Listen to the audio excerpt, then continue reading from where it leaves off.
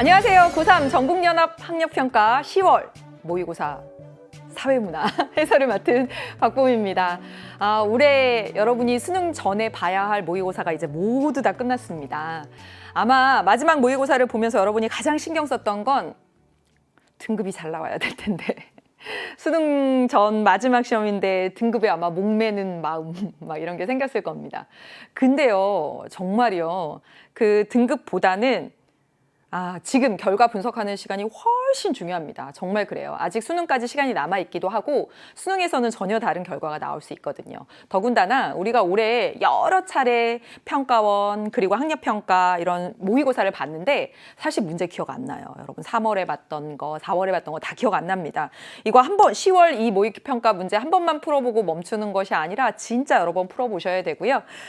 그리고 꼭 이 10월 모의평가와 관련된 총평 앞에 짧게 있거든요. 그거 꼭 봐주시길 바랍니다. 그러면 1번 문제부터 풀이해 보도록 하겠습니다. 갑니다. 1번. 밑줄친 기억에서 디귿과 같은 현상의 일반적인 특징하고 묻는 것 나왔고요. 연구진은 멸종 위기 동물로 지정, 연구진이 지정했습니다. 그러니까 여러분 뭐가 돼요? 맞아. 사회문화현상이죠. 사회문화현상 기억 되겠습니다. 기억.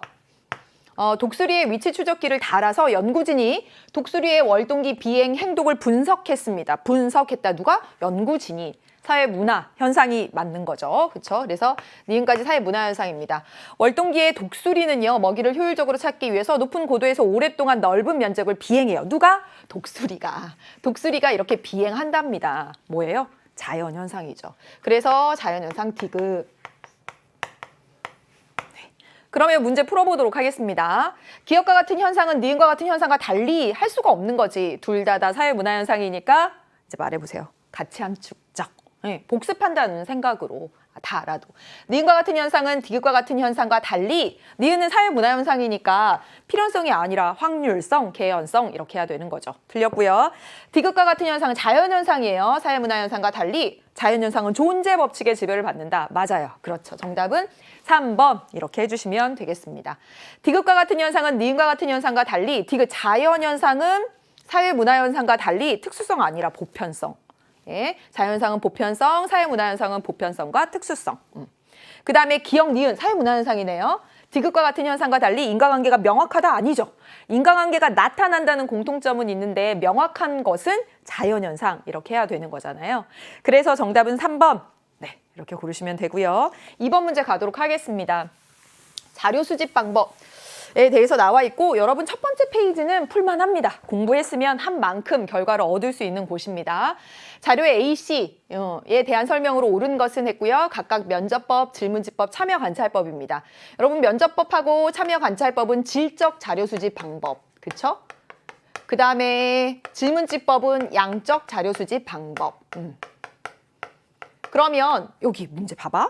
주로 질적 연구에서 사용되는가? 라고 하는 질문으로 A와 B를 구분할 수 있대요. 만약에 A와 B가 면접법과 참여관찰법이 되면 네 라고 똑같이 대답이 나오기 때문에 구분할 수 없는 거지. 그치? 따라서 A와 B 사이엔 다 뭐가 꼭 들어가야 돼요? 질문지법. 질문지법은 A 또는 B가 되는 겁니다. 그쵸? 네. 이런 풀이 방식이나 이런 문제의 유형은 많이 나왔었던 거. 연구자와 연구 대상자 간에 이것도 진짜 많이 나온 거. 언어적 상호작용이 필수적인 거. 여러분 뭐가 언어적 상호작용이 필수적이더라? 네, 면접법하고 음성 언어, 대화를 통해서 질문지법, 문자 언어를 통해서 이거 두 개의 공통점이잖아요. 그래서 언어적 상호작용이 필수적인가 하면 면접법도 예, 질문지법도 예라고 할 겁니다. 이 질문했을 때 A와 C를 구분할 수 없다라고 했으니까 얘네 둘 다 예. 아니요. 그럼 얘네 둘이 되겠죠. 따라서 A와 B에는 뭐가 들어간다? 질문지법하고 면접법. 그럼 나오네. 공통적으로 여기 A가 있어. 그럼 이 A가 뭐가 돼요? 질문지법이 돼야 되겠고. 따라서 A는 질문지법입니다. 잘했네. 그러면 하나 남은 C는 뭐가 돼요? 면접법이 되는 거지. C가 면접법. 참여관찰법이 B. 끝났어. 이제 문제 풀어볼게요. 네. 이거 구분하면 사실 문제 거의 끝난 거지. 풀어볼까요?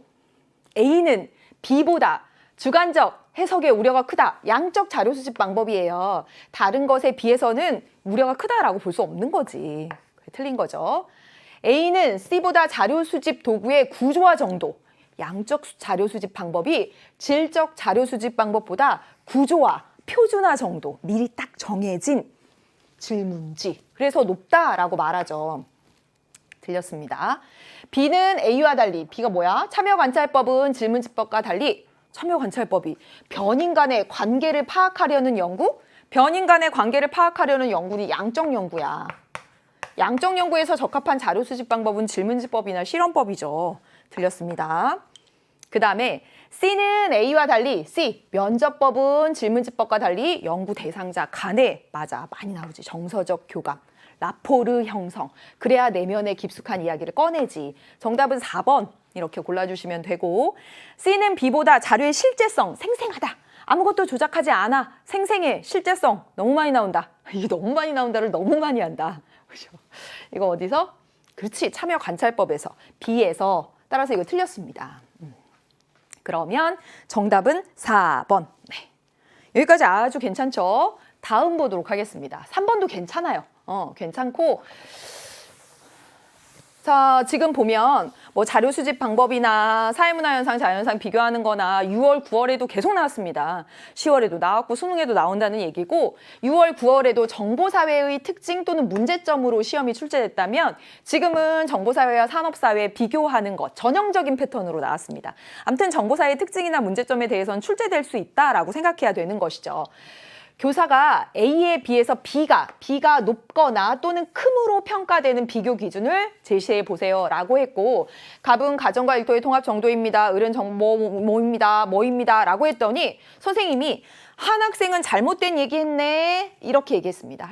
한 학생만 잘못된 거 했네 라고 얘기했어요. 그러면 일단 여기부터 볼게요. 가정과 일터의 통합 정도, 산업사회하고 정보사회 중에서 어디가 더 높아? 가정과 일터의 통합 정도. 산업사회랑 정보사회만 비교를 하면 산업사회보다 정보사회가 더 높게 나타나지. 왜?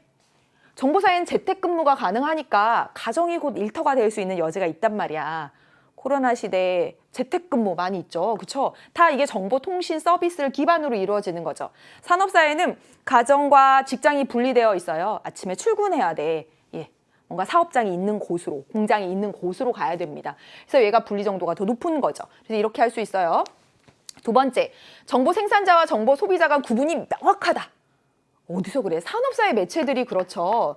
산업사회 매체들, TV 또는 이런 것들은 정보 생산자, 전문가가 만들고 그러나 정보사회에서는 여러분들도 만들 수 있어요. 그래서 정보 생산자와 소비자 간 구분이 명확한 건 산업사회, 정보사회는 누구나. 그래서 이렇게 해야 되죠. 둘이 반대로. 둘 중에 하나는 틀렸네. 그치? 그 다음에 사회 구성원 간의 비대면 접촉의 비중입니다. 비대면 접촉. 언택트. 언제 많이 해? 그치? 정보사회에 많이 하는 거죠. 그러면 누가 틀려야 돼요? 한 사람만 틀렸습니다. 라고 했으니까 을이 잘못된 얘기 한 거지. 그치? 얘네들은 정보사회가 더 큰 것을 얘기하고 정보사회가 따라서 B가 되고 산업사회가 A가 되어야 되겠죠. 을은 틀렸습니다. 이렇게 되는 것이고요. 좋습니다. 문제를 풀어보도록 하겠습니다.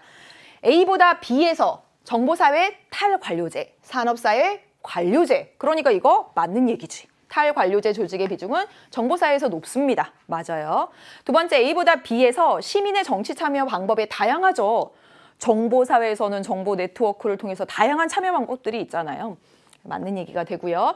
B보다 A에서 산업사회에서 사회 구성원 간 직업의 이질성이 크다라고 했는데 직업의 이질성은 농업사회에서 산업사회에서 정보사회로 갈수록 커지는 거야. 그러니까 틀린 얘기.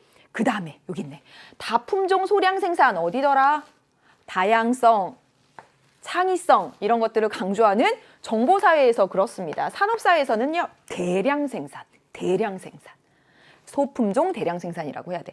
정답은 기억 니은에서 여러분 1번 이렇게 골라주시면 되죠. 4번 문제 보겠습니다. 이 4번 문제는 참 귀한 문제지. 틀려도 돼. 왜냐? 이게 사회운동 새롭게 들어간 여기 잘 안 보이겠다. 새롭게 들어간 교육과정에서 새롭게 들어가는 것인데 6월에도 나왔고 9월에도 나왔고 사실 기출이라고 할 게 몇 문제 없어요. 올해 나온 것밖에. 그래서 올해 출제된 문제들을 보면서 개념을 더해가는 거야. 그러면 볼까요? 자료는 사회학적 개념 A, 사회운동입니다. 왜냐하면 이 의미만 읽어봐도 알 수 있어. 다수의 사람들이 자신의 신념이나 가치를 실현하기 위해서 지속적, 집단적으로 하는 운동. 이게 바로 사회운동입니다. 특징 그리고 사례에 나와 있어. 왕정으로 돌아가려는 운동, 인종차별 철폐운동 같은 거 있습니다. 그러면 기억부터 보도록 하겠습니다. 기억. A는 이 사회운동이라고 하는 건 지배 집단이 아닌 피지배 집단이 하는 거다. 맞아? 사회운동은요, 사회의 모든 구성원들, 어떤 구성원들이나 다 할 수 있는 거예요. 피지배 집단만 한다. 뭔가 그럴듯해도 아니라는 거야. 이런 거 하나 익혀두면 좋겠지? 그래서 틀려도 괜찮다고 얘기하는 거예요. 사회운동은 출제될 여지가 많다. 따라서 이런 기출문제들을 통해서 나올 수 있는 선지나 개념에 대해서 보다 더 명확히 해놓는 기회가 되면 좋습니다. 그 다음에 니은은 기억과 달리 인종차별 철폐운동은 왕정복고운동과 달리 사회 변화를 목적으로 한다. 여러분, 이 사회운동을 통해서 이 왕정 복고는 뭐예요? 현재 체제가 왕정이 아닌가 봐. 왕정으로 돌아가려고 하는 운동, 사회 변화를 추구하는 거잖아. 지금 차별적인 사회인데 평등한 사회로의 변화를 추구하는 거잖아. 두 개 다 사회 변화를 목적으로 하는 겁니다. 그러니까 틀린 거지. 그 다음에 기억, 니은 모두 이 활동을 정당화하는 이념을 가지고 있다. 여러분, 사회운동의 정의 자체가 다수의 사람들이 자신의 신념과 가치, 이것들을 실현하기 위해서 하는 거예요. 따라서 왕정으로 돌아가야만 하는 그런 이유, 이념, 가치 이런 것들을 가지고 있는 것이고요. 인종차별 철폐, 나는 평등이라고 하는 이념, 가치 이런 것들을 중요하게 생각하는 겁니다. 따라서 이거 맞는 얘기가 되는 것이고요. 가해, 사회운동에 대한 특징으로서 이건 많이 나오죠. 조직적, 체계적인 방식으로 나타난다. 지속적, 조직적, 체계적. 네. 특징입니다. 그래서 정답은 디귿 리을에서 여러분 5번 이렇게 골라주시면 되겠습니다. 5번 문제 볼게요. 5번 갑니다. 5번 사회 문화 현상을 바라보는 여기 뭐라고 나왔냐면 관점하고 나왔습니다. 관점. 관점 뭐 있어? 갈등론, 기능론, 상징적 상호작용론 이렇게 있습니다. 문제 잘 보시고 여기 볼까? 이것도 굉장히 이제 그만 말해야 돼. 이거 그만. 여기 중요한 거. 기득권층을 옹호하는 논리로 이용될 수 있다고 비판을 받고 있습니다. 뭐가? 맞아. 기능론이 예라고 했습니다. 기능론이 그렇지? 기능론은 현재 사회가 매우 좋다. 안정적이다. 균형적이다. 누가 현재 상태가 좋다고 해? 이미 얻은 것들이 많은 층은 변화가 싫잖아요. 그래서 이 기능론은 기득권층을 옹호하는 논리로 이용된다는 비판을 받을 수 있습니다. 따라서 A가 기능론으로 정해지고 B, C는 가에 어떤 질문이 들어가느냐에 따라서 달라지겠지. 그럼 문제 풀어볼게요. A는 기능론이야. 사회규범이. 기능론은 왜 조화롭고 균형적이고 안정적이야? 사회규범을 모든 구성원들의 합의로 정했다라고 얘기하기 때문에 조화롭고 그렇잖아요. 규범을 다 같이 정했을 때 다 지킬 거 아니에요. 특정 집단만의 합의 이러면 갈등론 좋습니다. 그 다음에 C가 상징적 상호작용론이라면 얘가 상징적 상호작용론이라면 B는 갈등론이 되는 거죠. 그럼 볼까? 갈등론은 사회 불평등은 불가피하다라고 본다. 사회 불평등은 불가피해. 자원은 희소하고 그래서 모두 다 나눌 수 없으니까 능력, 노력에 따라서 차등 분배하는 거야. 불가피해. 이건 기능론의 입장입니다. 갈등론에선 타파해야 된다고 생각해요. 그래서 이거 틀렸다라고 하는 거. 그 다음에 3번 갈게요. 가에 사회 유기체설을 바탕으로 하는 가가 들어갈 수 있겠어? 아니지. 사회 유기체설을 바탕으로 하는 건 기능론의 특징이니까 이게 그럼 실선이 나와야 돼요. 따라서 이거 들어갈 수 없는 거지. 그렇죠? 그 다음에 B가 상징적 상호작용론이 된다면 B가 상징적 상호작용론이라면 여기는 갈등론이 되는 것이고요. 가에 들어가는 거 물었어요. 상징적 상호작용론의 특징이 여기 들어가야 되겠네. 그럼 봐봐. 가에 인간의 자율성을 간과하는가? 이게 들어갈 수 있어요? 아니지. 상징적 상호작용론은 미시적 관점. 미시적 관점은 사회 제도, 구조, 거시적인 거 아니라 인간의 자율성, 능동성을 강조합니다. 그러니까 이거 들어가기에 적절하지 않은 거지. 그러면 정답은 5번이 되겠네요. 다 틀렸으니까. 5번 한번 보겠습니다. 5번. 가에 개인의 상황정의, 상황정의 나왔네. 상황정의를 중시하는가라고 하면 B가 상징적 상호작용론, C가 갈등론 되죠. 그러면 갈등론은 교육제도가 계급 재생산을 위한 수단이다. 맞지?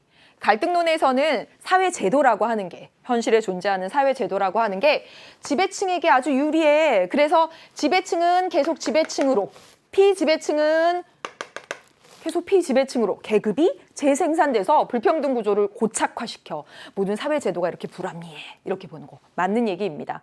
따라서 정답은 5번 이렇게 골라주면 돼요. 5번까지 괜찮았죠? 다음 페이지 넘겨보도록 하겠습니다. 6번 갑니다. 6번도 괜찮아요. 6번도 늘 나오는 스타일. 2단원의 가장 첫 번째 주제 읽어볼까요? 7남매 중 맞으로 태어난 갑은 판사의 꿈을 키우며 자랐어요. 그러나 홀로 7남매를 키우시는 어머니의 짐을 덜어드리기 위한 방법을 고민했어. 그래서 고등학교 졸업 후에 취업을 선택한 거죠.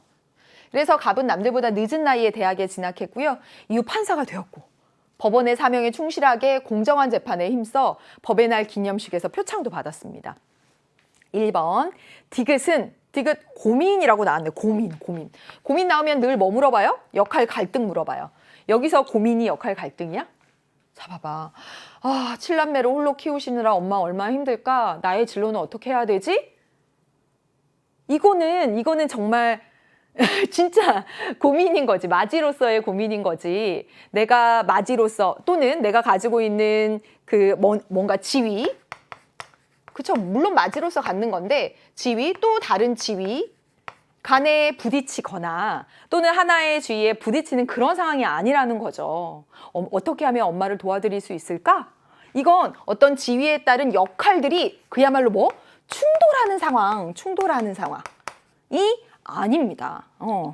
그래서 고민만 나오면 역할 갈등인지 아닌지 물어보는 거. 그 다음에 비읍, 법원이라고 나왔고 갑의 중거 집단이다라고 되어 있어요. 맞을까? 그렇지. 여기 봐봐. 7남매 중 맞으로 태어난 갑은 판사의 꿈을 키우며 자라났습니다. 어렸을 때부터 계속 판사가 되고 싶었던 거야. 법원의 구성원이 되고 싶었던 것이죠. 중거 집단이라고 볼 여지가 있죠? 네, 정답은 2번 이렇게 고르시면 되겠습니다. 그 다음에 리을, 비읍은 모두 공식적 사회화 기관이다. 고등학교는 공식적 사회화 기관 맞아요. 그렇죠? 교육, 사회화 자체가 목적이야. 법원은요? 법원이 여러분 공식적인 사회화 기관이에요? 아닙니다. 공식 조직이지만 비공식적 사회화 기관이야. 사회화 자체가 목적인 건 아니라는 거죠. 그래서 틀렸습니다. 그 다음에 이게 비읍이 틀렸다고요? 그 다음에 보겠습니다. 시옷은 갑의 미음으로서 역할에 대한 보상이다. 표창 받았는데 표창은 보상인 거 우리 알아요. 그런데 우린 이거 다른 거 뭐 찾아볼 필요도 없이 이 말 자체가 성립하지 않죠. 보상해 준다는 건 내가 실제로 열심히 해서 실제 수행한 것에 대한, 그래서 역할 행동에 대해서 보상을 해줘야지 기대되는 역할에 대해서 보상해 준다라고 하는 말 자체가 성립하지 않는다. 틀렸어. 그 다음에 미음은 기역, 니은과 달리 성취지이다. 미음 뭐 있죠? 판사, 성취지 맞네. 그 다음에 기역, 니은과 달리라고 했어요. 기역, 맞이로 태어나진 거지. 네, 이건 성취지가 아니네. 그러니까 맞고요. 니은 볼까요? 니은, 어머니, 아버지 너무너무 많이 나오죠. 어머니, 아버지, 이거 뭐죠? 성취지입니다. 니은이 성취지위이기 때문에 이거 자체가 틀린 겁니다. 했습니다. 그래서 여러분 정답은 2번 이렇게 골라주시면 되겠고, 7번 문제가 어렵지 않은 문제인데 이거 뭐지? 이 문제를 해석하느라고 아마 뭐지? 막 시간을 보냈을 수도 있어요. 예, 신유형이라고 볼 수 있고 총평에서도 말씀드렸습니다. 자, 여기서 딱 이거 하나만 기억하면 됐을 것들이 있어요. 자, 한번 봐볼게. 자료에 대한 설명으로 옳은 것은 했고요. A에서 C는 각각 반문화, 주류문화, 하위문화 중 하나다. A, B, C가 반문화, 주류문화, 하위문화 중에 하나예요.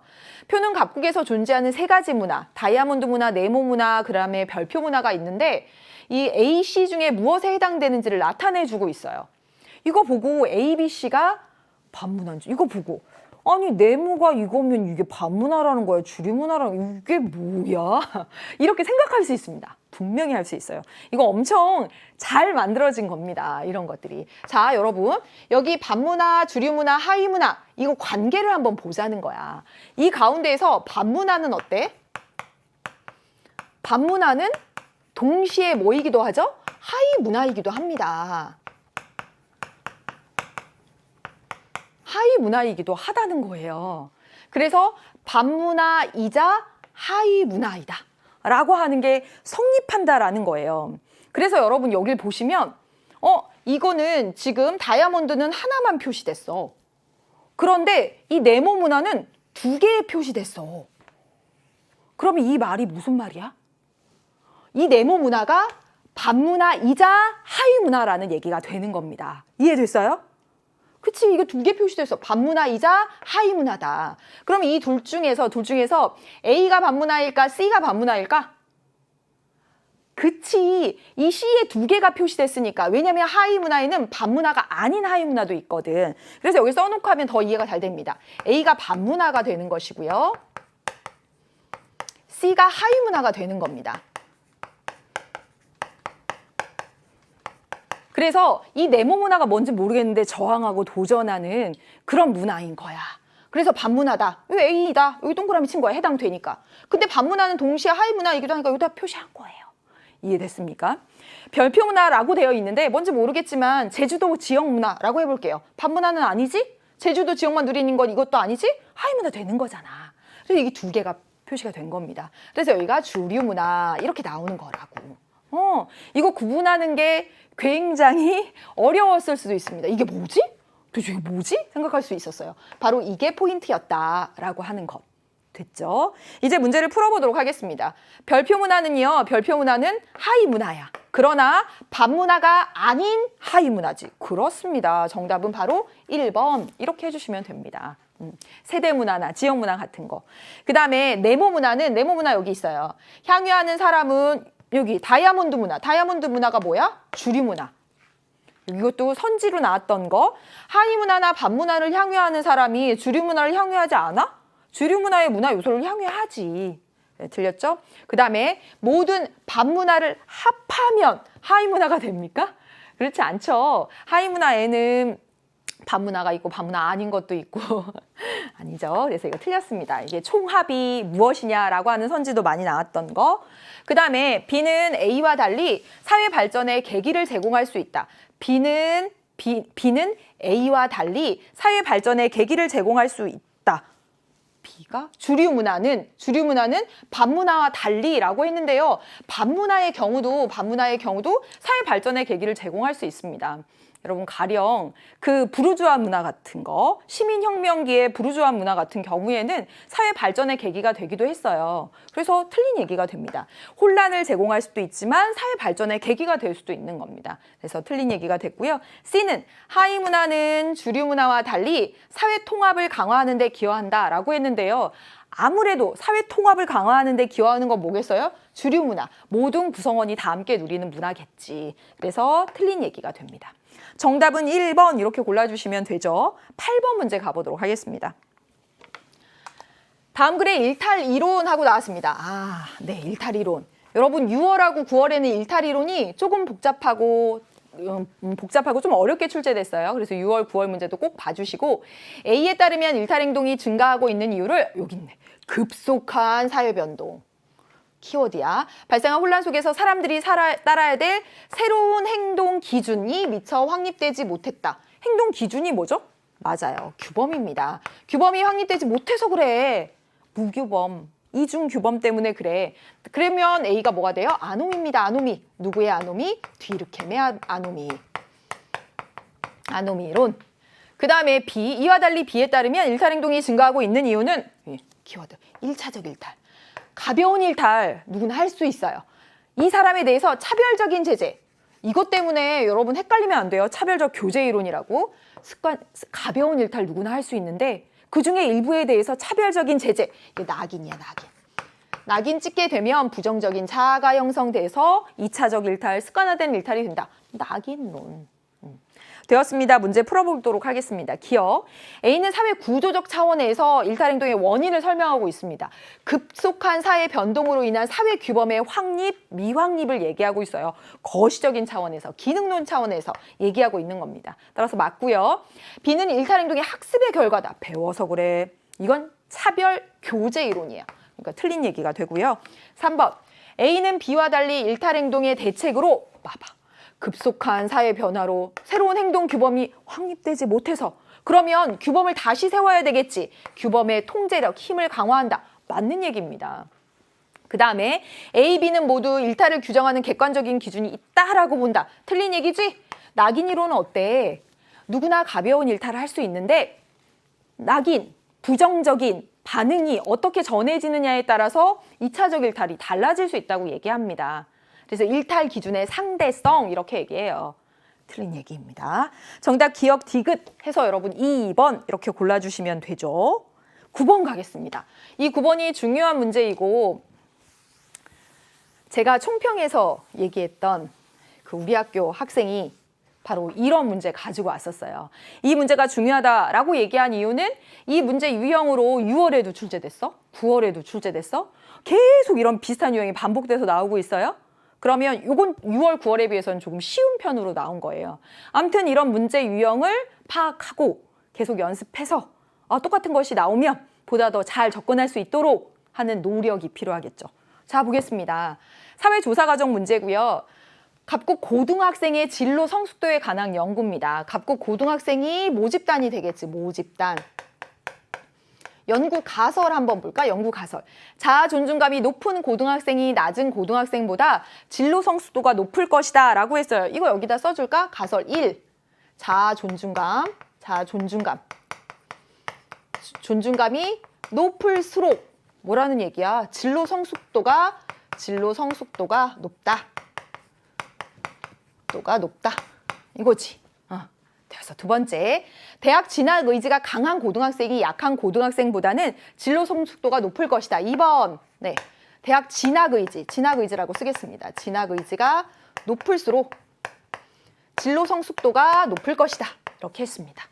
그러면 앞에 자아 존중감은 뭐가 되는 거지? 기억은 독립변인이 되겠고, 니은은 뭐가 되는 거예요? 니은, 이게 니은이구나. 아이고, 큰일 날 뻔했네. 니은, 얘가 디귿. 디귿은 뭐가 돼요? 그에 따른 종속변인이 되겠지. 가설 2개 세웠고. 대학 진학 의지가 강한 읽었고. 그 다음에 자료수집. 갑국의 고등학생 1000명을 무작위로 선정했어요. 얘네가 표본이지, 그치? 갑국 고등학생 전체 다 할 수 없으니까 이렇게 표본을 선정했습니다. 그래서 기억은 모집단, 그 다음에 리을은 표본. 됐어. 그 다음에 볼게요. 그리고 자료 분석 결과 참 이렇게 자아 존중감과 그 다음에 진로 성숙도, 대학 진학 의지와 진로 성숙도, 이렇게 두 가지 가설에 대해서 분석한 결과표를 하나로 내니까 나중에 이제 분석 결과 기각되느냐 수용되느냐 이런 거 물어보는 선지가 계속 나오고 있는 거잖아요. 풀어보도록 하겠습니다. 기억부터 볼게요. 기억. 방법론적 이론론에 기초한 연구 방법이다. 그래? 그렇지. 방법론적 이론론이 뭐야? 양적 연구 뭔데요? 가설 세우고 자료 수집해서 통계 분석하고 양적 연구 맞는 얘기입니다. 기억 선지는 쉬운 선지. 그 다음에 기억은 리을을 통해서 파악한 연구 결과를 일반화하고자 하는 대상이다. 기억은 리을을 통해서 갑국 고등학생은 이거 그대로. 각국 고등학생 1000명을 통해 파악한 연구 결과를 일반화하고자 하는 대상이다. 모집단은 이 표본을 통해서 연구 결과를 일반화하고자 하는 전체 집단이 됩니다. 맞는 얘기가 되겠죠. 그렇죠? 그 다음에 반대로 썼어. 니은은 독립변인, 디귿은 종속변인 이렇게 써야지 맞는 거죠. 따라서 디귿은 틀렸고 이제 마지막 리을 선지가 관건입니다. 자료 분석 결과에 따르면 두 가설은 모두 수용된다라고 했어. 그러면 여기 자료 분석에 따라서 한번 해보도록 할게요. 여기 자아 존중감 정도가 높은 아이들이 진로 성숙도가 어떤지 한번 볼게요. 자아 존중감 정도가 높은 아이들은 여기 이렇게 다 하면 돼. 높은 아이들. 이게 다 높은 아이들이지. 높은 아이들 모두 다 더하면 얼마가 되냐면 500입니다. 얘가 높은 아이들이에요. 높은 아이들 중에서 진로 성숙도가 높은 애들을 한번 찾아보겠습니다. 이 아이들 중에서 진로 성숙도가 높은 아이들, 진로 성숙도가 높다라고 하는 여기 빨간색 돼 있는 애들이야. 그러니까 얼마냐면 500분의 350이 되는 거야. 그러면 그 반대를 한번 써보도록 하겠습니다. 자아 존중감이 낮은 애들 여기 쭉 다 있어요. 낮은 애들 다 더해보면 얼마 나오냐면 500이네. 500 중에서 이게 낮은 애들이야. 이게 낮다고 하는 애들. 자아 존중감이 낮은 애들 중에서 진로 성숙도가 높다라고 하는 애들은 이게 두 개 더 해보세요. 얼마 나와요? 200 나옵니다. 200. 예. 따라서 자아 존중감이 높을수록 자아 존중감이 높은 애들이 진로 성숙도가 높다라고 하는 게 더 많아. 그치? 500을 분모로 놓고 대비해 봤을 때 이거 가설 맞아 떨어지네? 그쵸? 두 번째 보도록 하겠습니다. 두 번째 이와 같이 대비해서 보면 되고요. 두 번째도 여기 볼게요. 이제 진학 의지입니다. 진학 의지. 진학 의지가 높은 애들부터 해볼게요. 높은 애들. 진학 의지가 높은 애들은 여기 강한 애들, 진학 의지가 강한 애들 여기 있잖아요. 잘 찾아서 150하고 250 더하면 얼마 나오냐? 400이죠, 400. 400 중에서 진로 성숙도가 높다고 하는 애들, 진로 성숙도가 높은 애들, 여기 높은 애 있고요. 그리고 여기 높은 애 있습니다. 그러면 400 중에서 얼마만큼? 100. 그렇지, 100만큼이지. 이번엔 반대로 진학 의지가 낮은 애들 한번 찾아가 보도록 하겠습니다. 낮은 애들 가볼게요. 진학 의지가 약한 애들 여기 있고요. 그리고 여기 있습니다. 그래서 약한 애들 350하고 250하고 더하니까 600이네. 600 중에서 진로 성숙도가 높은 애가 300 있고요. 150 있습니다. 그럼 얼마가 돼? 450이야. 이거 왜 색깔 이래? 450이야. 자, 보세요. 진학 의지가 낮은 경우에 진로 성숙도가 더 높게 나타나는 거잖아. 400분의 100이고 600분의 450이니까. 이거 안 맞아떨어지네. 그쵸? 그래서 두 가설 모두 수용된다는 건 틀린 얘기가 되는 겁니다. 정답은 기역 니은에서 1번 고르시면 되고요. 리을 선지가 가장 어려운 선지라고 볼 수 있고 그간 아주 자주 출제가 돼 왔다. 꼭 연습해 두셔라. 네. 10번 문제 보겠습니다. 10번 문제 여러분 좀 이거 뭐야 라고 생각했을 수 있습니다. 6월도 그랬고 9월도 그랬는데요. 지금 남자, 여자 근로자의 평균 임금 나와 있어요. 그래서 성별 불평등을 주제로 해서 계속 6월, 9월 지금까지 해서 표 문제가 나오고 있습니다. 나올 것 같아요. 계속 나오는 거 보니까. 그래서 일반 표 분석하는 내용이고요. 한번 읽어보도록 할게요. 표에 대한 분석으로 옳은 것은 했고 제목 잘 보세요. 갑국 근로자의 평균 임금이야. 달러로 표시된 거고요. 여기 2000년에 보면 내국인 남자 2,000달러고 내국인 남자하고 외국인은 1,400. 그러니까 여기는 성별 간의 임금 격차 문제뿐만 아니라 외국인이 또 차별받고 있는 상황, 그것도 나와 있는 겁니다. 그래서 4단원의 다양한 불평등이라고 하는 단원에서 출제된 것이라고 볼 수 있어요. 그리고 전체적으로 1,900이다 이렇게 나와 있습니다. 여자, 그 다음에 2010년에 남자, 여자 이렇게 나와 있고요. 됐습니까? 그러면 1번부터 한번 읽어보도록 할게요. 1번. 2000년 했고요. 내국인 남자 근로자의 임금 총액에 대한 외국인 여자 근로자의 임금 총액의 비는 2분의 1이다. 라고 되어 있어요. 자, 이걸 한번 해보겠습니다. 지금 주어진 자료를 보면 2000년 남자 내국인의 임금 2,000으로 나왔습니다. 2,000이라고 나와 있고요. 네. 그 다음에 2000년에 외국인 여자하고 나왔습니다. 외국인 여자는 1,000이라고 나와 있어요. 그러면 여기 쓴 대로 내국인 남자, 여기 반대로 썼네. 여기 내국인 남자 대비 외국인 여자가 2대 1이다. 어때? 맞아? 아닌 거지. 그치? 제가 지금 쓴 건 뭐예요? 내국인 남자 이거 평균 임금, 이거 외국인 여자의 평균 임금을 쓴 겁니다. 그래서 평균 임금으로 했을 때는 2대 1 이렇게 나오지만 지금 여기 나온 건 뭐냐면 총액입니다. 총액이 2분의 1이다 라고 말할 수 없습니다. 예, 그런 이유는 뭐 알 수 없다라고 할 수도 있고 실제로 우리 많이 해봤던 거 있어요. 뭐 있냐면 그냥 여기는 추가로 한번 들어두세요. 자, 남자가 내국인 남자가 5,000입니다. 5,000이고요. 외국인 남자가 1,400입니다. 그런데 1,400. 예. 평균이 얼마가 되냐면 1,900이에요. 1,900. 예, 1,900이라고 나와 있습니다. 그럼 여러분 이거를 계산해 보면 5,000이라고 했어요. 2,000. 아이고, 잘못했네. 어쩐지. 간단히 되는데 왜 이렇게 복잡하게 됐지? 막 이렇게 했습니다. 네. 여기 남자 2,000이라고 했어요. 2,000.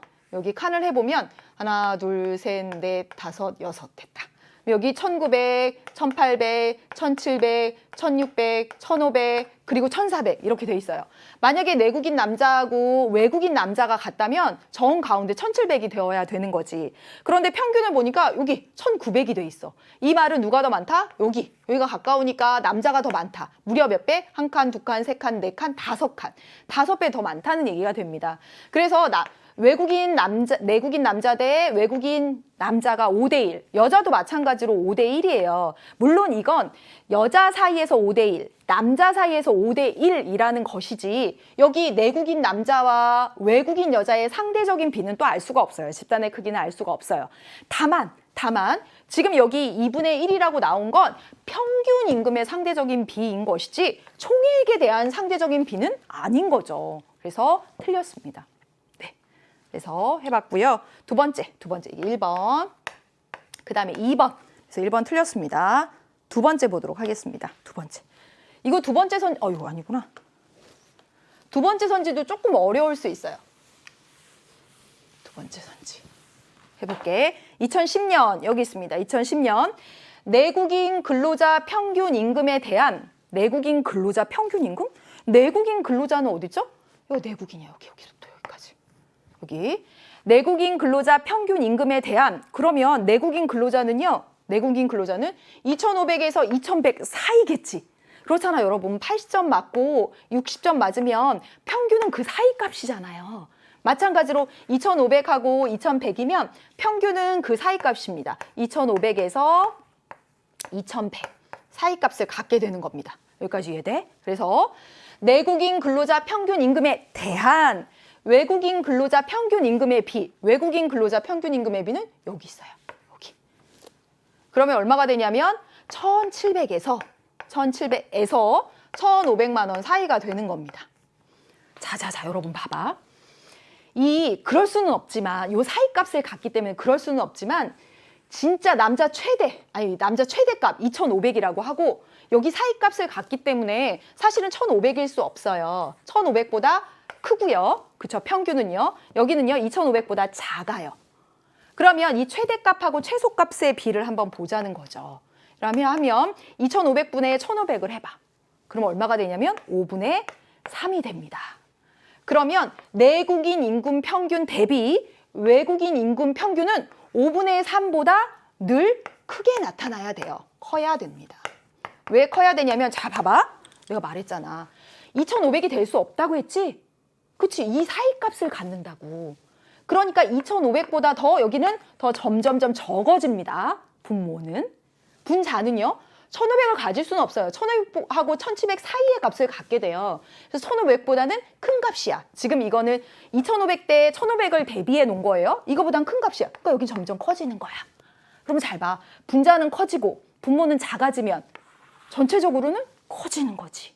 그래서 5분의 3보다 좀 커진다라고 해야 맞습니다. 그래서 여기 보면 2010년 내국인 근로자 평균 임금에 대한 외국인 근로자 평균 임금의 비는 5분의 3보다 크다라고 해야 맞다고요. 크다, 커진다가 아니라 크다. 5분의 3보다 크다. 제가 가장 쉬운 설명의 방법을 찾아왔습니다. 네, 좀 너무했다라는 생각도 약간 들긴 하나. 그래서 평균값은 이 사이의 값을 갖는다. 평균값은 이 사이의 값을 갖는다. 주어진 5분의 3은 다음과 같이 2,500과 1,500을 두고 최대와 최소를 두고 실제로는 이거보다 적고 실제로는 1,500보다 크니까 전체적으로 봤을 때는 5분의 3보다 크다라고 해야 맞다고. 그래서 두 번째 틀린 겁니다. 세 번째 보도록 할게요. 세 번째 가겠습니다. 읽어볼게요. 2010년 여기 있습니다. 2010년에 남자 근로자와 여자 근로자의 평균 임금 차이라고 했습니다. 남자 근로자와 여자 근로자의 평균 임금이라고 했어. 그러면 여러분 여기하고 여기 읽으면 안 되는 거죠? 그쵸? 남자 근로자 이거잖아. 남자는 내국인, 외국인, 여자 내국인, 외국인 여기 있습니다. 그래서 평균 임금 차이는 얼마가 돼? 평균 임금 차이는 400이 되는 겁니다. 그쵸? 2,400하고 2,000이니까. 그쵸? 차이보다 내국인 근로자와 외국인 근로자의 평균 임금 차이가 크다라고 되어 있습니다. 해볼까? 내국인. 이것도 위에서 했던 것처럼 내국인은 어디가 돼? 여기. 여기. 그러면 말한 대로 2,500에서 얼마 사이의 값을 가져요? 2,100. 요 사이의 값을 평균은 갖고 외국인은 지금 여기서 본 것처럼 1,700하고 그 다음에 1,500 사이의 값을 갖습니다. 자, 말했지? 내국인이 가장 적은 경우 2,100보다 큽니다. 2,100이 아니라 그 사이. 외국인이 가장 많은 경우에도 1,700보다 작아야 돼. 그 사이 값을 갖는 거니까. 그러면 이 둘의 차이를 보자. 지금 주어진 것만 봐도 2,100에서 1,700을 빼면 400이에요. 그런데 사실은 2,100이 아니잖아. 2,100보다 더 큰 숫자잖아. 그치? 그리고 1,700이 아니잖아. 1,700보다 더 작은 숫자여야 되잖아. 따라서 이 사이 차이는 400 이상이 되는 거죠. 이해됐습니까? 평균값이라고 하는 개념을 이해해야 돼요. 이 사이의 값, 이 사이의 값이다. 라고 하는 거. 그래서 남자 근로자와 여자 근로자의 차이는 400인데요. 내국인과 외국인 근로자의 차이는 400 이상이 돼서 더 큽니다. 정답은 3번. 네. 그 다음에 보겠습니다. 이거 지워도 돼요? 네, 지울게요. 그 다음에 4번 가서 볼게요. 4번. 4번은 조금 낫지. 남자 근로자 평균 임금에 대한 여자 근로자 평균 임금에 비해요. 이걸 바로 2000년하고 2010년을 비교하래. 2000년. 남자 근로자 평균 임금에 대한 여기 전체 여기 여자 근로자 이겁니다. 그러면 19분의 15. 왜냐하면 00 지워지니까 여기는요. 남자 근로자 평균 임금에 대한 여자 근로자 평균 임금 20, 00 지웠습니다. 물론 이거 나누기 계산해 보면 나오겠지만 계산해 보면 이게 더 커요. 얘가 더 큽니다. 그래서 2010년이 더 크다라고 해야 됩니다. 2010년에 임금 차이 아니죠. 이제 여기에 대해서 평균 임금의 비는 2000년보다 2010년이 작다라고 했는데 더 큽니다. 지금 이거 해봤죠. 그래서 틀렸습니다. 그 다음에 보겠습니다. 5번 보도록 할게요. 넘겨보겠습니다. 2000년 대비 2010년 대비해서 이제 2010년이에요. 이렇게 2010년 내국인 여자 여기 있네요. 내국인 여자 여기 있습니다. 여자의 평균 임금 증가율 하고 했어요.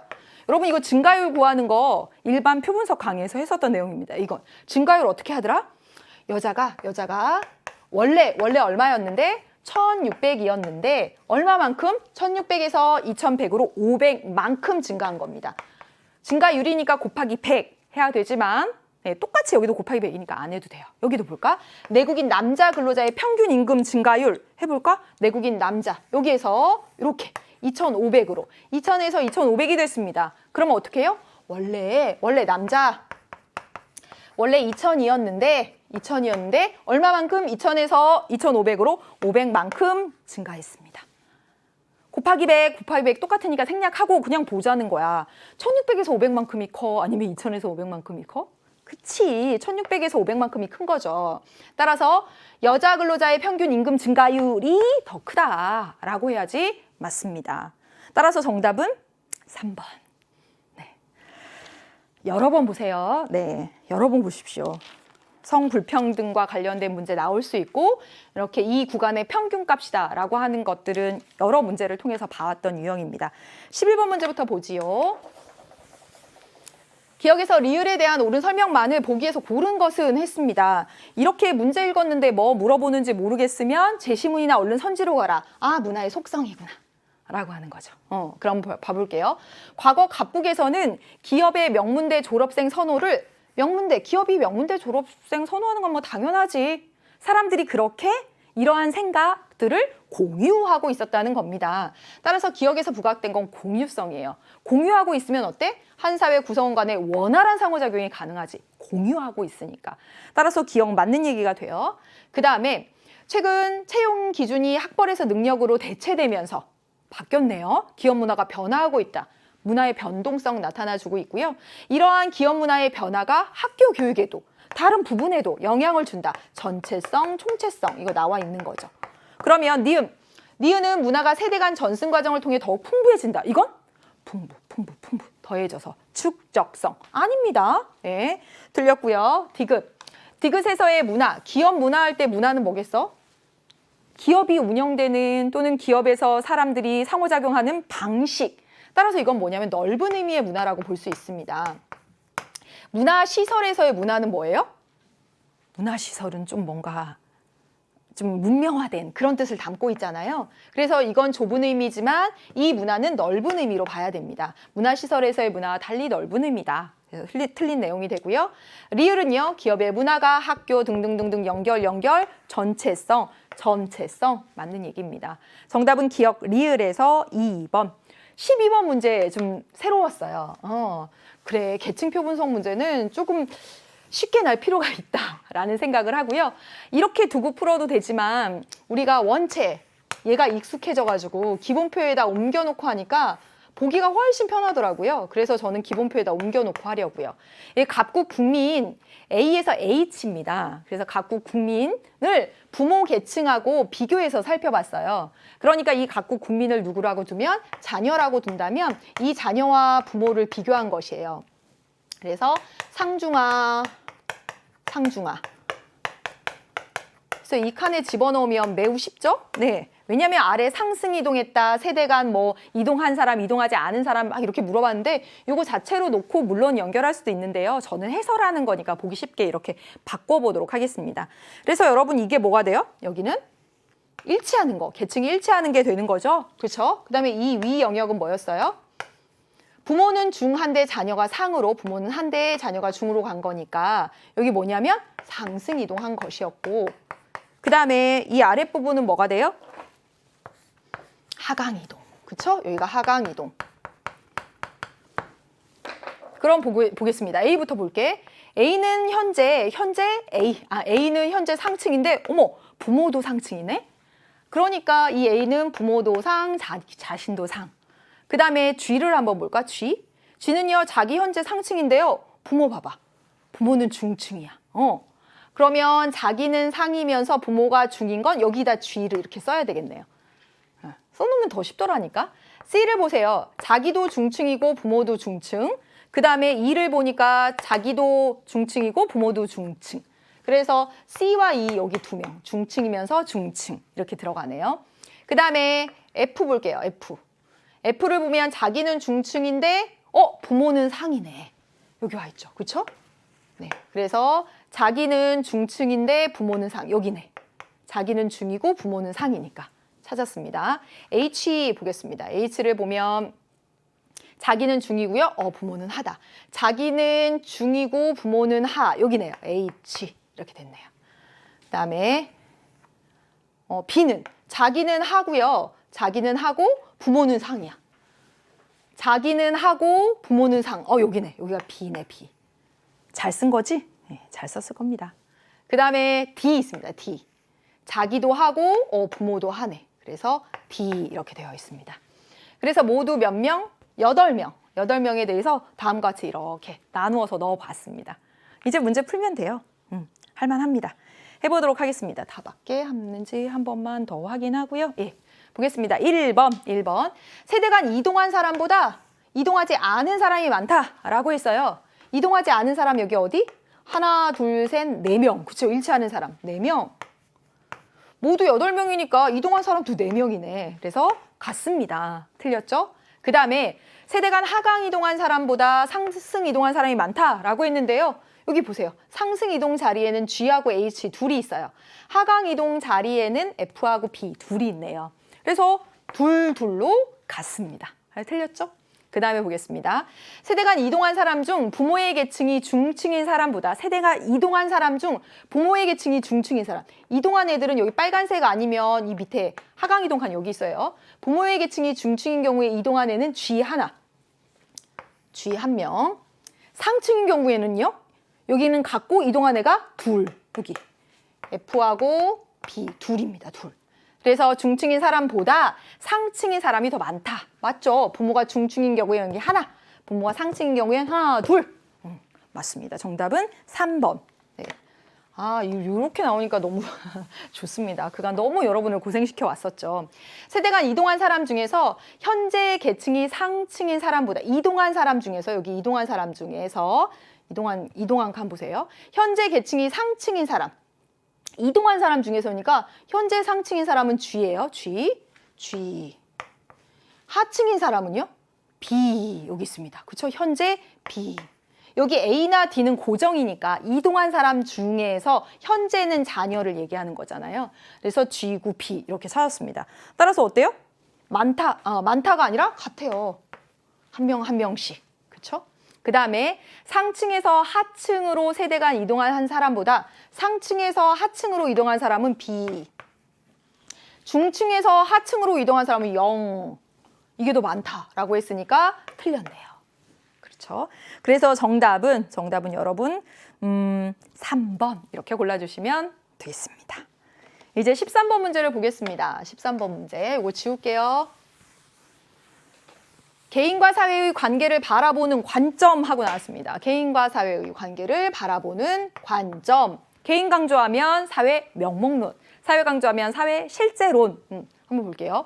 경제활동 방식과 같은 개인의 행위는 그가 속한 사회에 이미 존재하는 사회 체제가 결정해준다. 사회 구조가 결정해준다. 그렇지. 이거 뭐야? 사회 강조하고 있는 요것만 봐도 돼요. 실제론. 밑에 경제 체제와 같은 사회 체제는 개인들의 협상에 의해서 개인들이 만든 거야. 이름에 불과해. 이게 뭐야? 명목론. 사회는 이름에 불과해 명목론이고요. 이거 개인 강조하고 있는 입장입니다. 그러면 문제를 한번 풀어보도록 하겠습니다. 기억. 가는 사회 강조하고 있는 입장. 사회를 떠난 개인의 존재 의미를 가질 수 없다. 사회 강조하는 거니까. 개인은 사회를 떠나서 살 수 없어. 맞는 얘기. 나에서 보면 공익은 개인의 총합이다. 그렇지. 여기 명목론에서는 개인 강조예요. 따라서 사회는 개인의 합. 사회 전체 이익은 개인의 이익의 합. 이렇게 봅니다. 여기 사회 실제론에서는 그 이상 이렇게 보는 것이고. 따라서 기억, 니은 다 맞았습니다. D급 보겠습니다. D급. 가는 나와 달리 사회의 특성이 개인의 특성으로 환원이 뭐지? 되돌아갈 수 있다. 자, 여기 사회 실제로는 사회는 개인 합 그 이상. 따라서 사회의 특성을 말할 때 개인의 특성으로 되돌려서 말할 수 없어요. 그 이상이거든. 틀린 얘기가 돼요. 가는 개인의 의식에서 아니지 사회에서. 나는 사회 구조에서 아니 개인에게서 문제의 원인을 찾습니다. 반대로 말했습니다. 정답은 기억, 니은에서 1번 이렇게 골라주시면 됩니다. 14번 가볼게요. 14번 나왔네. 자료에 대한 옳은 설명해놓고 뭐 나왔냐면 맞아요. 이거 나왔어요. 동화, 병존, 융합. 이 정도도 쉽게 나온 편입니다. 자 보겠습니다.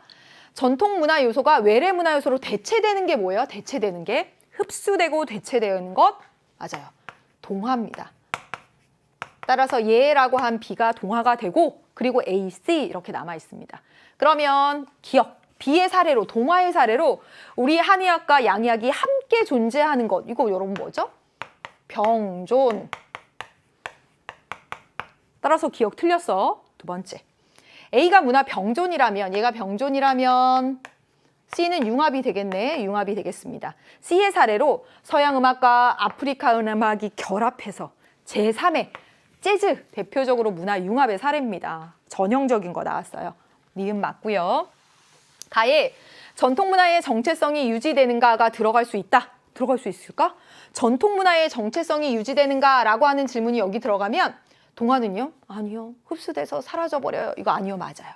그러나 A씨가 병존이건 융합이건 어떤 것이 되건 간에 전통 문화의 자문화의 정체성이 문화 병존에도 남아있고 한의학과 서양의학, 한의학 남아있고 융합에도 남아있습니다. A와 B가 만나서 만들어진 제3의 C 안에는 우리께 남아있는 거예요. 따라서 여기도 O라고 해야 됩니다. 다 동그라미 됐네. 여기가 아니요라고 하면 안 됩니다. 하나 더 예라고 되어 있어야 돼요. 그래서 이 질문이 들어갈 수 없는 것이죠. 그 다음에 보겠습니다. 가에 새로운 문화가 형성되는가? 라고 하는 질문이 들어가게 되면 병존, 동화, 융합 중에서 새로운 게 나타나는 거. 뭐 있지? 새로운 게 나타나는 거. 새로운 문화가 나타나는 건 서양 음악과 아프리카 음악이 만나서 제3의 새로운 재즈 음악이 나타나는 거. 예라고 했으니까 A가 융합, 그 다음에 C가 병존. 이렇게 되는 거죠. 그렇게 되면 A는 융합음 BC와 달리 외래 문화 요소를 문화 수용자가 다시 해석해서 재구성한 결과이다. 그래요. 우리나라에 햄버거가 들어오는데 와, 햄버거 빵을 쌀밥으로 이렇게 하면 좋겠는데 해석해서 라이스 버거를 탄생시킨 겁니다. 이게 맞는 얘기가 돼요. 그래서 정답은 니은, 리을 해서 4번 이렇게 골라주시면 됩니다. 15번 볼게요. 계급론과 계층론 문제가 안 나오고 있었는데 모의평가에서는 근데 얘는 나올 수 있는 주제입니다. 점검하고 넘어가야 돼요. 자, 보겠습니다. 계급론과 계층론 했고 어렵지 않게 나왔어요. 갑은 사회 계층화 현상에 대한 이론으로서 A와 달리 B가 지니는 특징을 다음과 같이 정리했는데 세 가지 중에서 하나는 틀렸다라고 했습니다. 일단 지위 불일치 현상을 설명하는 데 적합하다. 이거 뭘까?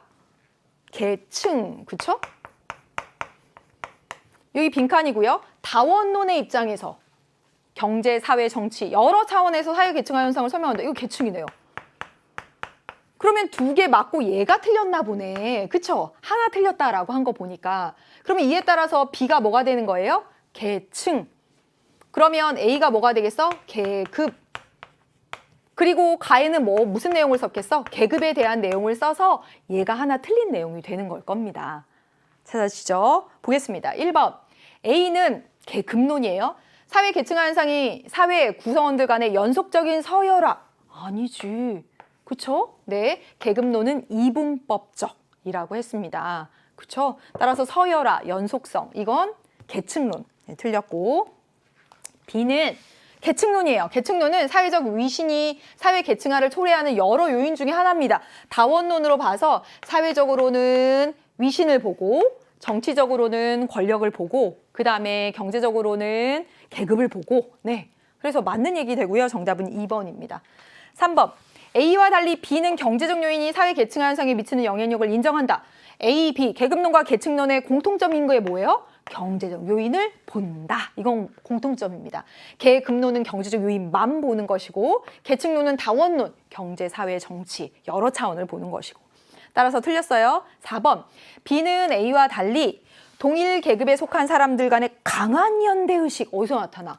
A, 계급론에서 나타나지. 왜냐하면 생산수단의 소유 여부에 따라 내가 노동자인지 자본가인지 아주 명확하니까. 틀렸고 그 다음에 가의 계급 간의 대립으로 인해 필연적으로 사회 변동이 발생한다라고 본다. 계급 간의 대립으로 필연적으로 사회 변동이 발생해. 계급론 얘기 맞네요. 여기 들어가면 맞는 거지. 이게 들어갈 수 없는 게 아니라 여기 들어가면 계급론이 들어가서 틀린 게 되는 거니까 여기 계급론 진술이 들어가야 됩니다. 여기 계급론 아니다가 아니라 계급론이 들어가서 계층론에 대한 설명으로 틀렸습니다 라고 해야 되기 때문에 이게 들어갈 수 있는 거지. 정답은 2번. 16번을 보겠습니다. 16번. 아이고, 이렇게 많이 넘어갔어? 16번 가겠습니다. 16번. 사회 집단, 사회 조직에 대한 문제 나왔고요. 보겠습니다. 가나에 들어갈 수 있는 질문이라고 했고요. 가에 들어갈 수 있는 질문은 사내 동호회와 시민단체의 공통점이 되겠지. 그쵸? 그 다음에 나에 들어갈 수 있는 질문은 뭐가 예라고 했냐면 사내 동호회하고 가족이 모두 예할 수 있는 답변이 들어가면 되겠네요. 해보겠습니다. 구성원들의 선택의지와 무관하게 형성된 사회 집단인가? 선택의지와 무관하게 형성된 건 여러분 뭐라고 하죠? 공동사회입니다. 공동사회. 이 공동사회는 여기 4개 중에서 뭐밖에 없어? 가족밖에 없어. 따라서 이 가족과 사내 동호회의 공통점으로 여기 들어갈 수가 없습니다. 예, 틀린 얘기가 돼요. 그 다음에 구성원 간의 수단적인 관계보다는 전인격적인 관계, 인간적인 만남 이런 것들을 중시한다. 어디 들어갈 수 있을까? 그렇죠, 여러분. 사내 동호회와 시민단체가 그러겠어? 시민단체는 공식 조직의 성격을 가지고 있습니다. 하지만 나에는 적합해요. 왜냐하면 전인격적인 관계, 가족 당연하죠. 사내 동호회도 뭐야, 공식 조직 속에서 스트레스 받으니까 취미, 관심사에 따라서 공식 조직의 구성원들이 자발적으로 결성한 거예요. 이 안에서 인간적인 유대감 이런 것들이 강조되지. 따라서 나의 니은이 적절하다라고 말할 수 있겠고, 그 다음에 공통의 관심사나 목표를 가진 사람들이 자발적으로 결성했는가? 자발적 결사체. 여러분 보세요. 사내 동호회 자발적 결사체입니다. 시민단체 자발적 결사체야. 얘네 둘의 공통점 자발적 결사체에 속한다. 가에 들어가면 되겠지. 따라서 이거 가. 그 다음에 공식 조직 내에서 구성원들 간의 긴장감이나 소외감을 완화하기 위해 공식 조직 내에서 맞는 거 이거 뭐냐면 비공식 조직입니다. 그쵸? 여기서 비공식 조직은 뭐밖에 없어? 사내 동호회밖에 없어. 따라서 이거 두 개의 공통점도 아니고 사내 동호회와 시민단체의 공통점도 아니야. 들어갈 수 없는 거죠. 그렇죠? 따라서 가의 디귿, 나의 니은이라고 고른 3번 이렇게 고르시면 되겠습니다. 다음 17번 문제 볼게요. 17번. 네. 다음 사회 변동 이론에 대한 설명으로 옳은 것은 했습니다. 사회 변동 이론 나왔어. 그럼 여러분 뭐 나오는 거죠? 맞아. 진화론 아니면 순환론 문제입니다. 풀어보도록 하겠습니다. 만물이 흙에서 생겨나고 흙으로 돌아가는 과정을 반복하듯이 사회 역시 끝났네. 생겨나고 성장하고 소멸하는 과정을 반복한다. 뭐예요, 여러분? 순환론. 네, 이 문제 쉽게 나왔습니다. 순환론에 대한 설명. 사회 변동은 곧 사회 발전이야. 이렇게 보는 건 진화론. 그 다음에 사회 변동에 대한 운명론적 입장을 배척하는 게 아니라 운명론적 사고를 가지고 있는 거죠. 태어나면 죽게 돼 있어. 이렇게 보는 거니까. 서구 중심적인 사회 변동 이론이란 비판을 받는 건 이거 진화론이 그렇죠. 네, 사회는 진화하고 발전하게 돼. 여기 진화한 곳에 서구가 있어. 서구 따라가면 돼. 이거잖아요. 그다음에 과거에 나타난 흥망성쇠의 역사를 설명하는 데 적합하죠. 그렇죠? 왜 이렇게 말하냐면 긴 역사 속에서 조선이 만들어지고 정점을 달하다가 쇠퇴하는 그런 긴 역사 속에서 흥망성쇠를 보니까 이걸 딱 대입해서 설명하기 좋아요. 정답 4번입니다. 사회 변동 과정에서 인간의 주체적이고 능동적인 역할을 간과하는 거죠. 왜냐하면 이거야말로 뭐냐면 운명론적이야. 어차피 정점에 가면 죽게 되어 있어. 자율성, 능동성 이런 것들을 과소평가합니다. 그래서 틀린 얘기. 정답은 4번이에요. 18번 가겠습니다. 18번. 이것도 역시 관심을 갖고 봐야 될 주제죠. 왜냐하면 6월에도 났고 9월에도 났고 그리고 수능특강 수능 완성에 엄청나게 많은 문제들이 있고요. 수능특강 수능 완성 6월, 9월 문제를 통틀어서 얘가 가장 쉽게 나온 편입니다. 그러니까 얘부터 시작해야 돼요. 얘부터. 자, 가보도록 하겠습니다. 총 인구 중에서 연령대별 인구 비율이라고 했어요. 예. 그래서 이 문제는 아주 쉬운 거야. 총 인구를 1990년에 우리 100명이라고 해보자고. 그러면 65세 이상의 인구를 10%, 10명, 20명 이렇게 했습니다. 그러면 그 사이 15세에서 64세 인구를 얼마라고 하면 돼요? 100이라고 했을 때 10, 20이니까 70 이렇게 하시면 되고요. 그 다음에 100이라고 했을 때 비율이라고 했으니까 20, 20이니까 15세에서 64세를 60 이렇게 하면 되죠. 100에서 20, 20을 뺀. 여기도요. 100이라고 했을 때 30이고 10이니까 나머지 15세에서 64세가 얼마가 된다? 60 이렇게 하시면 됩니다. 그 다음에 여러분 유소년 부양비, 노년 부양비, 노령화 지수와 관련된 여기 뭐죠? 공식? 네, 이런 것들은 물론 뭐 저처럼 많이 풀면 외울 수도 있지만 이렇게 주어졌어요. 이제 문제를 한번 풀어보도록 하겠습니다.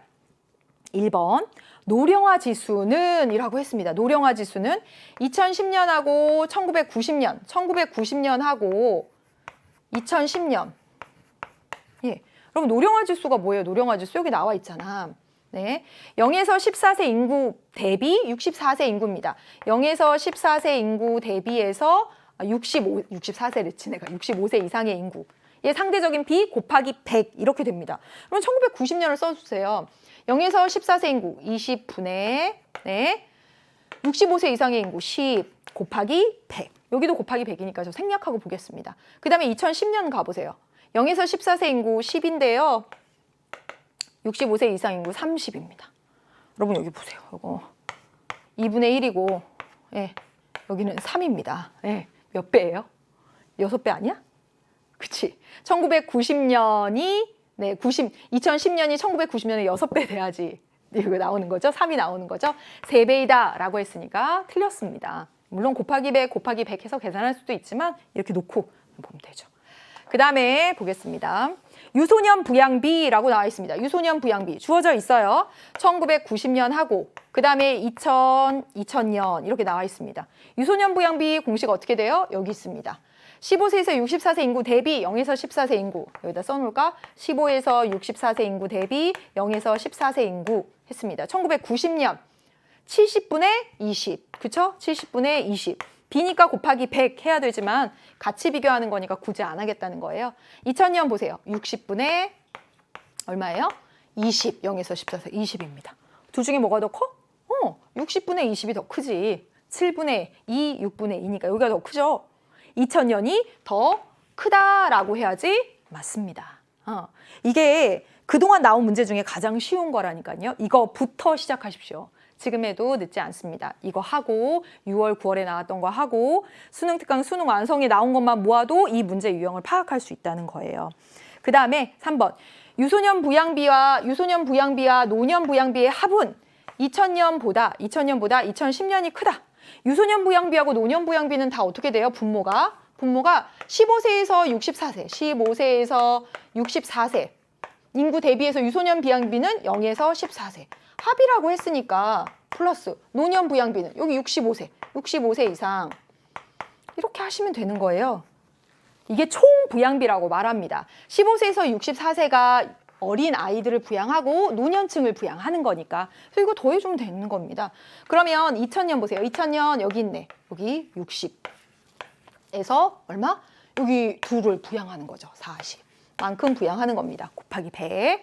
그 다음에 2010년 62 여기 두 개 더해서 40만큼 부양하는 겁니다. 그러니까 어때? 같다. 이렇게 하면 되지.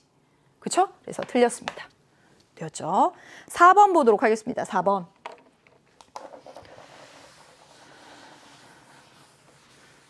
자, 이게 달리 표현돼서 이게 뭘까? 라고 할 거야. 자, 여기 한번 보세요. 15세에서 64세 인구 100명당 65세 이상의 인구는 이렇게 나왔습니다. 선생님, 이건 어디서 나온 거예요? 이게 바로 노년부양비잖아. 노년부양비를 제가 다시 한번 써볼게요. 노년부양비 15세에서 64세 인구 대비 65세 이상의 인구 곱하기 100 이렇게 나와 있습니다. 그러면 이걸 다시 읽자면 뭐냐면 15세에서 64세를 100명이라고 쳤을 때 짠짠 지워주는 거야. 값이 20이야. 그러면 65세 이상의 인구는 20입니다. 이렇게 읽는 거잖아요. 그래서 지금 15세에서 64세 인구 100명당 65세 이상의 인구는 하고 물어보면 노년 부양비 구해라 라고 하는 거랑 똑같습니다. 그래서 노년 부양비 구해보자는 거야. 언제? 1990년 하고 2010년 하고 그럼 해보세요. 15세에서 64세 1990년 70분의 65세 이상의 인구 10 이렇게 됩니다. 그쵸? 2010년 가보세요. 2010년 15세에서 64세 60분의 그 다음에 노년 얼마? 30 이렇게 됩니다.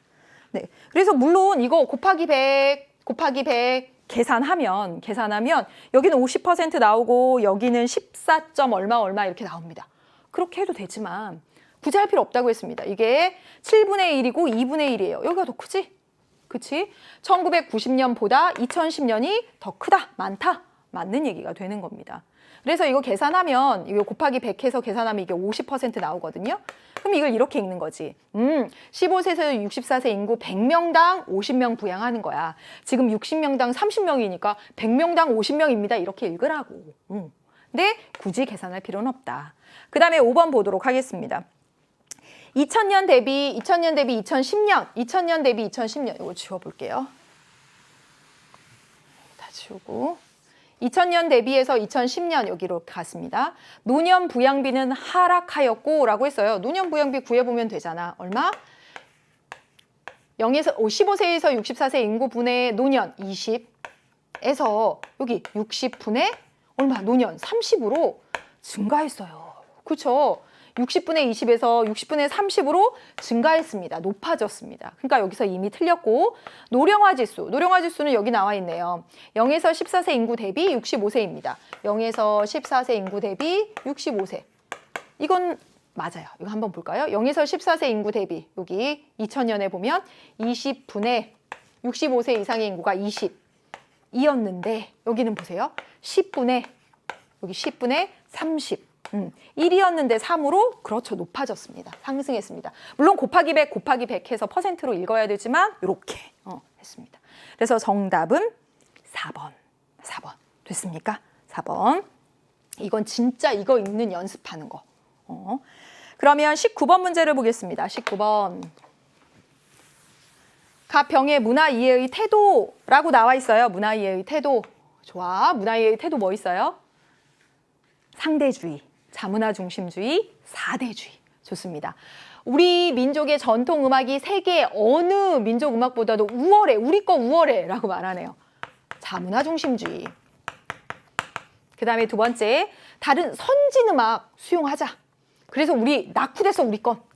그렇죠. 사대주의. 할만합니다. 세계 모든 민족의 전통음악은 존중받을 만한 고유한 가치가 있어.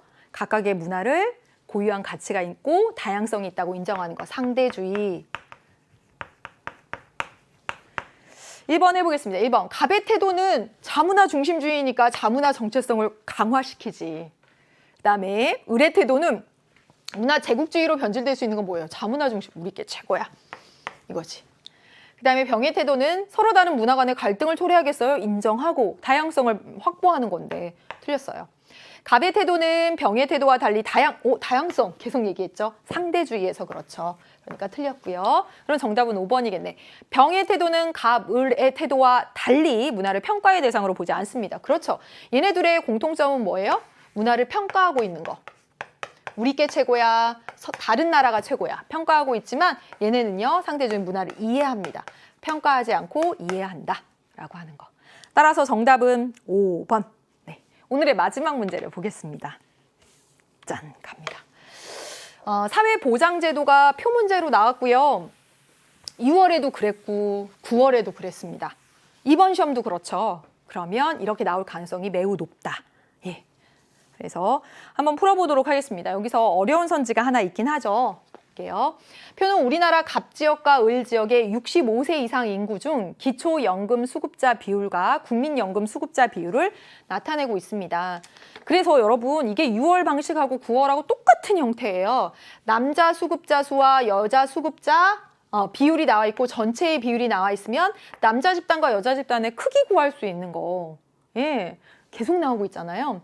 여기 한번 볼까요? 미리 해놓자면 자, 남자가 기초연금 수급자가 얼마냐면 60%입니다. 여자가 얼마냐면 수급자 비율이 40%입니다. 남자, 여자의 수가 같으면 60점 맞고 40점 한 과목씩이야. 그럼 평균 얼마? 50점. 평균 50점이야. 이 말은 뭐예요? 남자와 여자 집단의 크기가 1대1로 같다. 이겁니다. 여기로 해봐도 되고요. 여기로 해봐도 마찬가지입니다. 70, 50 하니까 60 딱 나오죠. 그렇죠? 그러면 여기 한번 해보도록 하겠습니다. 여기 해보니까 남자가 50%고요. 여자가 35%입니다. 그런데 평균을 보니까 얼마냐면 40이라고 나와 있어요. 전체가. 그러면 여러분 계산해 볼까? 여기가 45, 40 하면 여기 50 딱 맞춘 거죠. 근데 보니까 뭐래요? 평균 40돼 있습니다. 그럼 누가 많은 거? 여자가 많다. 몇 배 많아요? 2칸, 1칸. 2대 1로 많다라고 하는 거 알 수 있고요. 이 아래 걸로 해봐도 역시 마찬가지입니다. 그래서 남자 대비 여자의 비율이 여기는 1대2. 여자가 더 많다. 남자 대비 여자가. 이렇게 정해놓고 아마 물어볼 겁니다. 그래서 여기 해놨습니다. 그러면 1번부터 한번 풀이해 보도록 하겠습니다. 1번. 65세 이상 인구 중 여러분 이거 뭐냐면 해볼까요? 우리나라 갑지역과 을지역의 65세 이상 인구 중 기초연금 수급자 비율과 국민연금 수급자 비율 그거 나왔어요. 65세 이상 인구 중 기초연금 수급자 비율 갑지역하고 을지역 기초연금 수급자 비율 갑지역하고 을지역 비교하라는 거야. 뭐가 더 커요? 갑지역이 더 크네. 50%고 여기 40%니까. 따라서 을지역이 갑지역보다 낫다라고 해야 됩니다. 그런데 을지역보다 갑지역이 낫다라고 했으니까 틀렸죠. 그렇죠? 네, 을지역이 낫다라고 해야 됩니다. 틀렸어요. 네. 그 다음에 두 번째, 그대로 놓고 읽으면 됐던 거. 그 다음에 두 번째 볼게요. 두 번째. 65세 이상 인구 중 이번에 이제 한 발짝 더 나갔어요. 뭐 나왔냐면 상호 부조 원리에 기초한 제도의 수급자 비율하고 나왔습니다. 상호 부조 뭐지? 여러분 기초연금은 공공부조에 속하는 거고 선별해서 그리고 국민연금은요. 돈을 내고 나중에 받는, 그쵸? 사회보험에 속하는 겁니다. 그러면 상호보조의 원리에 기초한 건 사회보험, 국민연금이 해당이 돼요. 그러면 그대로 65세 이상 인구 중 국민연금의 수급자 비율, 여기 60%고 70%네. 어디가 많아? 을지역이 더 많습니다. 갑 지역보다 을지역이 더 높아요. 70%. 그쵸? 그래서 이것도 틀렸습니다. 그 다음에 보도록 하겠습니다. 그 다음에 65세 이상 인구 중, 자, 해볼게요. 65세 이상 인구 중 선별적 복지 이념에 기초한 제도의 수급자 수하고 물었습니다. 이제 수를 파악해야 되니까 남자, 여자의 비율이 이제 필요하겠지. 그쵸? 수급자 수는 갑지역과 을지역 모두에서 여자보다 남자가 많다라고 했습니다. 남자, 여자를 비교하라는 건데 선별적 복지 이념에 기초한 건 기초연금이야, 국민연금이야? 모든 국민 대상, 이거는요 선별해서. 따라서 이거 기초연금 보라는 거예요. 기초연금의 수급자 수, 갑지역과 을지역에서 남자가 많은지 여자가 많은지 해보라는 거야. 자, 볼게요. 여기 남자, 여자가 1대1이니까 100명이라고 치면 여기 100명? 그러면 100명의 60%니까 60명, 100명의 40%니까 40명. 남자가 많네? 그쵸? 그래서 갑지역에서는 여자보다 남자가 많다. 맞아요. 갑지역 맞네. 을지역 보도록 하겠습니다. 1대2라고 우리 구해놨어요. 남자가 100명이면 여자가 200명인 거야. 100명의 50%니까 50명, 200명의 35%니까 70명. 뭐야? 여자가 많잖아. 그쵸? 을지역의 경우에는 여자가 많습니다. 그래서 이게 안 맞아요. 됐나요? 좋습니다. 그 다음에 보도록 하겠습니다.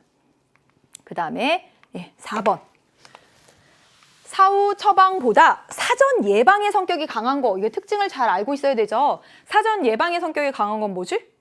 그렇지, 이거. 사회보험이 사전 예방적이고 국민연금 보라고 하는 겁니다. 국민연금인데 지금 뭐라고 말했냐면 65세 이상 수급자 중 남자 수급자의 비율 했습니다. 즉 국민연금의 수급자 중에서, 국민연금의 전체 수급자 중에서 남자 수급자의 비율, 그러니까 곱하기 100 이렇게 해야 되는 거죠. 그렇죠? 그래서 갑지역하고 을지역을 비교하라는 거예요. 그럼 봐봐. 갑지역의 국민연금의 전체 수급자 수를 보도록 하겠습니다. 전체. 남자를 100이라고 치면 여기 갑지역은 남자고 여자가 같다고 했지? 편의상 100으로 하겠습니다. 남자는 70명, 여자는 50명. 맞아요? 그러면 전체 몇 명? 120명이에요. 갑 전체 120명 가운데서 남자는요? 남자는 70 곱하기 100 비율이니까. 을은요? 을은? 해봐. 을은. 을 지역은 남자 대 여자가 1대2라고 했어. 남자가 100이면 여자가 200. 그러면 100명의 남자 80이고요. 여자 100명의 65%니까? 아니 100명의 65%니까 200의 60은 130대네요. 그러면 전체, 밑에 전체 80하고 130을 더한 거 맞죠? 이게 전체지. 남자랑 여자를 더해야 되니까 전체는 210이고요. 그중에 남자는 여기 80입니다. 해서 곱하기 100 이렇게 하셔야 되는데 곱하기 100 할 필요 없죠? 그냥 이거 놓고 보면 120분의 70하고 210분의 80 중에 뭐가 더 높아? 그렇죠? 따라서 갑 지역보다 을 지역이 높다. 틀린 얘기 되겠습니다. 틀렸어요. 그렇죠? 그래서 이거 틀렸고 이제 마지막 선지 보겠습니다. 짠, 갈게요. 이거 왜 안 넘어가지? 안 넘어가네요? 넘어갔습니다. 마지막 선지가 어려서 뚱들였나 보다. 네, 마지막 선지가 잘 설명해 드리도록 하겠습니다. 두 제도에 따른 65세 수급자 중에서 두 제도에 따라서 수급자, 기초연금 수급자가 있고 국민연금 수급자가 있어서 두 제도에 따른 수급자 중에서 수익자 부담의 원칙을 적용하는 제도의 수급자에만 해당하는 사람의 비율이라고 했습니다. 이게 좀 어려워요. 자, 두 제도에 대한 수급자 중에서 모든 제도에 대한 수급자 중에서 수익자 부담의 원칙이 적용되는 거. 혜택을 입은 사람이 돈 내야지. 여러분 이거 뭐예요? 혜택을 입은 사람이 돈 내야지. 이거 사회보험입니다. 보험료 내고 나중에 일이 생겼을 때 받는 거잖아요. 사회보험 여기서 어떤 게 돼요? 이거 국민연금. 자, 수익자 부담 원칙을 적용하는 제도의 수급자에만 해당되는 거. 이게 포인트입니다. 왜 그러냐면 이걸 보면 이 전체적으로 보면요. 갑 지역의 전체적으로 이 기초연금 수급자가 50%이고 그다음에 국민연금 수급자가 60%인데 중복 수급자가 10%가 있대요. 좀 헷갈리겠지. 여기 을 지역에 기초연금 수급자가 40%이고 국민연금 수급자가 70%인데 중복 수급자가 20%가 있대요. 그러면 자 이거 해볼게요. 갑 지역, 을 지역. 계산하기 쉽게 갑 지역에 100명, 을 지역을 100명이라고 하도록 하겠습니다. 그래서 기초연금 수급자는 몇 명이래요? 50명. 그렇죠. 100명 중에 50%니까 50명. 그렇죠. 그다음에 국민연금 수급자는 여기 60. 요거 읽으시면 됩니다. 얼마냐? 60%래요. 60%. 됐어요? 그런데 지금 뭐라고 말했냐면 중복 수급자가 10%입니다. 라고 얘기하고 있어요. 중복된 애들이 100명이라면 10%, 10명 애들이 중복됐어요. 이렇게 말하고 있습니다. 그러면 순수하게 기초연금만 받는 애는 몇 명인 거야? 50명 중에서 10명은 중복됐으니까 40명만 받는 거지. 그치? 그 다음에 60명 중에서 10명은 중복됐으니까 50명만 받는 겁니다. 그리고 얘네는 양쪽 다 받는 거지. 이해됐습니까? 자, 이렇게. 그 다음에 여기 을국도 마찬가지로 해보세요. 이와 같이 마찬가지로. 을국 전체 100명이라고 했을 때 기초연금 받는 애들 몇 명? 애들이래요. 기초연금 받는 사람이 40. 그 다음에 국민연금 받는 사람이 70. 이렇게 100이라고 했을 때 70 이렇게 하겠습니다. 중복이 20%라고 했습니다. 100명이라고 쳤을 때 20명인 거야. 그러면 이 40명 중에서 20명은 국민연금도 동시에 받고 있어서 기초연금만 받는 사람은 20명입니다. 국민연금 받는 사람 중에 20명은 기초연금까지 받고 있어서 국민연금만 받는 사람은 50입니다. 이렇게 하시면 된다고요. 됐어요? 이게 문제 다시 읽어보면 두 제도에 따른 수급자 중에서 두 제도에 따른 수급자는 이게 전체야. 100이지 100. 그쵸? 더하면 100 중에서 수익자 부담의 원칙이 적용되는 거 뭐라고 했습니까? 이거 사회보험. 이것만 받는 애는 여기 50이잖아요. 100분의 50 이렇게 하시면 되고요. 자, 여기에요. 이 두 제도의 혜택을 받는 사람 중에서 20, 50입니다. 90 중에서 수익자 부담의 원칙. 여기 국민연금. 요것만 받는 사람이니까 70이 아니라 50입니다. 50. 비율 했으니까 곱하기 100 하셔도 되지만 놔두고 보면 100 중에 50하고 90 중에 50하고 얘가 더 크네. 그쵸? 그래서 갑 지역보다 을 지역이 더 높다. 맞는 얘기 되겠습니다. 그래서 정답은 5번. 어렵다면 꽤 어려운 문제입니다. 20번 문제는 꽤 어려운 문제라고 볼 수 있고요. 앞에서도 강조드렸지만 기출문제는요. 한 번 풀어본다고 정확하게 익혀지지가 않아요. 그래서 오늘 풀고 내일 풀고 좀 뒀다가 일주일 뒤에 풀고 이런 식으로 해서 올해 7차례였던가요? 3, 4, 7, 10, 그 다음에 6, 9, 6번이다.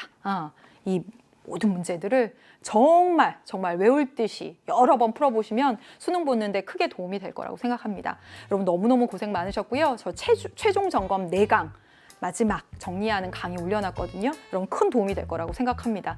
그 강의 보면서 어려운 거나 또는 궁금한 점 있으면 언제든지 수강 후기에 올려주세요. 여러분 건강관리 잘 하시고요. 끝까지 화이팅 하십시오. 끝까지 힘내주십시오. 안녕.